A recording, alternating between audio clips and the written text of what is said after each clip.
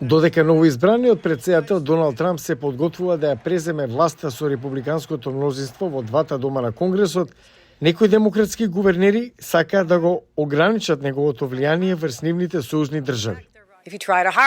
Ако се обидете да им наштетите на њујорчаните или да ги отфрлите нивните права, ќе се борам против вас на секој чекор од патот.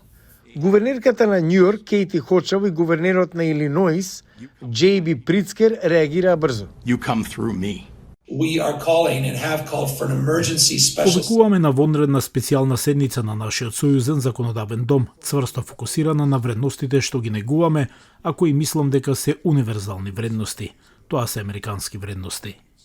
Тоа е гувернерот на Калифорнија, Геви Њусом, кој свика специјална седница на Сојузното собрание за да се подготви за, како што вели неговиот кабинет, новата федерална администрација кој се заканува на државата на повеќе фронтови.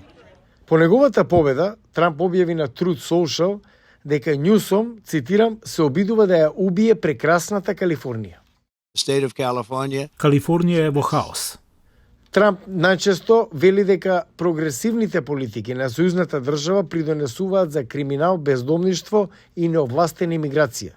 За време на првото председателство на Трамп, Калифорнија ја тужеше администрацијата над 100 пати, успешно бранејќи ги државните политики за имиграција, стандардите за емисија на возилата и пристапот до здравствена заштита. Говорејќи неодамна во близина на мостот Голден Гейт во Сан Франциско, јавниот обвинител на Калифорнија Роб Бонта рече дека неговиот тим планира да започне со поднесување судски спор веднаш штом Трамп ќе ја преземе функцијата. Господин Трамп постојано ги пречекоруваше своите овластувања меѓу 2016 и 2020 година. Нема причина да мислиме дека нема да го повтори тоа. Го проверуваме и го запревме и го турнавме назад кога се обиде да привлече внимание. За време на кампањата во Лос Анџелес во септември Трамп ги нападна лидерите на Калифорнија и нивното управување со сојузните ресурси.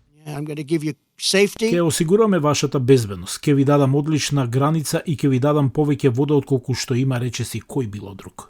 Калифорнија потрошила над 41 милион долари бранејќи ги законите и политиките за време на првото председателство на Трамп, според непрофитната организација Cal Matters.